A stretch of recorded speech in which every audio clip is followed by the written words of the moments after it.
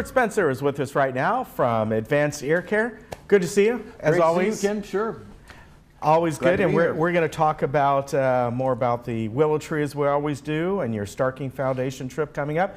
But first, something very important. You know, with anything, there's maintenance involved. It doesn't matter what it is, especially if it's electronic and all.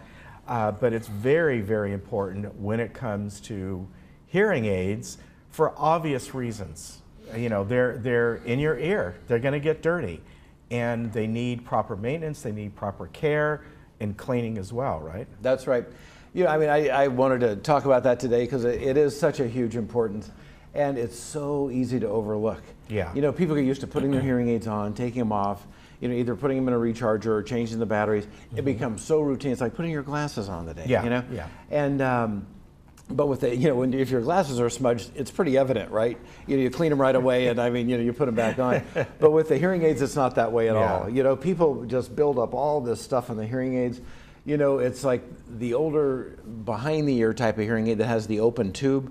You know, we have people come in and say, you know, what's wrong with this? Those things are like rock hard, you know, they're cracked and you know, they don't fit right anymore, and they pull the ear molds out of the ear, and, you know, we change them to these soft little pliable tubes, like, oh my gosh, that feels so much better.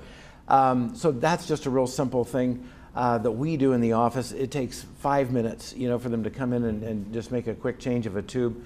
You know, the little filters, you know, all the manufacturers today have some kind of filter that goes on the end of the hearing aid where the sound comes out. Right. You know, the part that goes the furthest in the ear canal. So that little tip has to stay clear for obvious reasons. The sound just has to pass out of that. Because what happens there is, you know, if that's plugged, it's like a cork in a bottle. Nothing works. Right. Everything else can be working great, but nothing works. And people come in and say, my hearing aid's dead, you know, it's not working. And we just flip that little filter out, put a new one in, and they're like, oh, this is so much better. So, you know, I just want to encourage people just to start really, you know, looking at that stuff and really maintaining the hearing aids. And it makes a huge difference. Small changes with hearing aids make a big difference in their hearing clarity and their ability to hear speech clearly. What about the electronics inside themselves? Is that something that every so often they need a firmware update? Yep. You know, so that's kind of more of a technical kind of issue, but right along the same lines, we definitely want to update that firmware all the time. More to the point of the maintenance is the microphones on the hearing aids. Okay. You know, just like, you know, with mine, you know, where the microphones are here in the back, you know, sometimes my hair just gets sweaty and whatever. And so there's moisture that gets in there. There's little covers that go over those as well. So we change those covers, blow out those microphones. Today, the microphones are ceramic. They're not little electric metal microphones anymore. So they're more sophisticated, so we have less of that problem. But at the same time, you know, if it's you that has the problem, it doesn't matter. Right. You know, it's still going to cause some difficulty in your hearing ability. So, you know, all that stuff. But the firmware updates today are incredible. You know, I mean, these guys are so smart, these engineers that are developing these circuits today. We're getting firmware updates all the time. So typically the firmware updates are one of two things. You know, with a hearing system, it's always all about this signal to noise ratio, right? You know, what do people say? You know, I have a harder time hearing when I'm in a noisy restaurant, right? Yeah. So the noise comes up and they can't hear the speech. You know, so these firmware updates are typically involving you know, managing that noise better and enhancing that speech better and changing that ratio so they can understand better in those noisy environments. So it is important. If they need that, how would they know? Do they? I would think if somebody has a smartphone and they're using the app and all that, they would let them know and they could communicate. Yeah. But if they bring them into you for the maintenance, and you know, you suggest maybe every 3 months or so, right?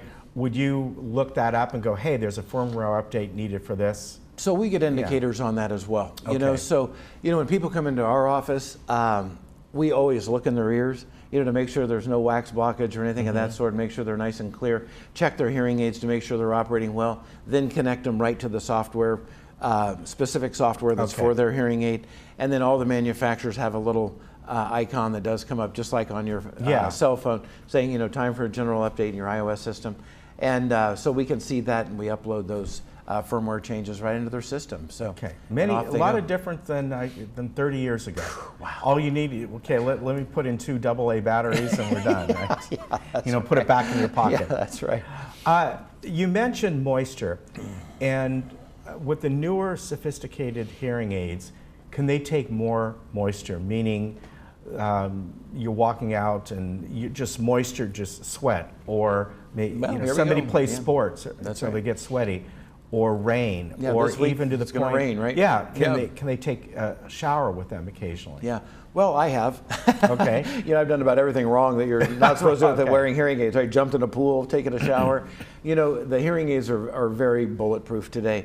We can't say they're waterproof because they're not. Right. We have to have an opening in the outside of the hearing aid to pick up surrounding sounds, right? The microphone, and then we have to have the speaker that's open to send the sound into the canal. So those are the two most vulnerable points. The integrated circuit in the hearing is bulletproof. I mean, that thing's sealed in epoxy. Nothing's going to bother that circuit whatsoever. It's the input and the output transducers that really cause that kind of problem. Okay. But you know what? I mean, typically, if I do something like that, and I do hop in the shower with them, you just open them up, leave the battery door open. They dry out overnight and they're working just fine. Okay. What you don't want to do is put them in a microwave or blow dry them with a hot blow dryer, because I can tell you, we have people come in, these little things are just so shriveled up, they're just damaged beyond repair. Okay, so that's good to know. Yeah, so just let them dry out. All right, now you are so involved with the Starking Hearing Foundation, and you're going to be going on a trip to Puerto Rico coming up in about a month. Wow, I'm really excited about this. We have always supported the Starkey Hearing Foundation. We've been all over Africa, Kenya, Malawi, Rwanda, Tanzania, Zimbabwe, and we've been to Peru and just all over the world basically. But this one I'm really excited about, Puerto Rico. My wife's Puerto Rican, and she was born there, and of course kind of traveled around the world. Her father was an Air Force surgeon and flight surgeon, and so they kind of moved all over the place. But she was born there, so I'm going to be able to take her with me. So that's going to be kind of special. And then, we have a whole affiliation with a group down there in Jamaica. And it is Jamaica and Puerto Rico and kind of that whole Caribbean section. So this is in Puerto Rico, and it's really going to be a great alliance. Great. We're going to be able to help a lot of children to hear better, and so we're really looking forward to it. So I'll report back on some details next time. Okay, very good. And so I would think, just to kind of a heads up, you won't be here in June, because you'll be gone during your normal time unless we change that up. You know what? We'll have to take a look. Okay, all right. So Willow Tree is operational. A little bit more detail left. They just kind of going along. That's right. They're almost there. It's like, come on, you can finish, They'll get there, but it's looking so much nicer. It's beautiful, so we're really happy with it. Okay. Do you know any new businesses that are coming there? Because I know, we've talked about this before. New businesses help all the other businesses there too, because it brings new people. We're already busy, right? We were always busy anyway, but the nail salon, boutique, so that's where they're going to have, I don't know how many exactly, but multiple independent owners of their own nail salon business or hair salon, beauty stuff, into individual little kiosks. Okay. So there's going to be like maybe 30 different options there to go to. So that's opened up. The Century 21's opened up. Rainbow Realty's come in there. A little quick story about that. When I first started 37 years ago, we purchased a hearing aid office that was half real estate and half hearing aids. That's what we walked into. It was like, wow, this is really strange. Roseanne Rowe was the owner. Frank Sands bought her business and changed it into Rainbow Realty. And guess what's next door to us right now? Just moved in. Rainbow Realty, Century 21. It's like, wow, that's a full circle, isn't it? Yeah. So kind of a fun thing. All right, very good. Always good to see you. Have a good time in Puerto Rico and all the other areas. And if you want to get a hold of Stuart or staff, advancedearcare.com, very easy to remember, or 949-354-0079. Always good to see you. Thanks, Ken. It was a pleasure. All right, take care. We'll be right back.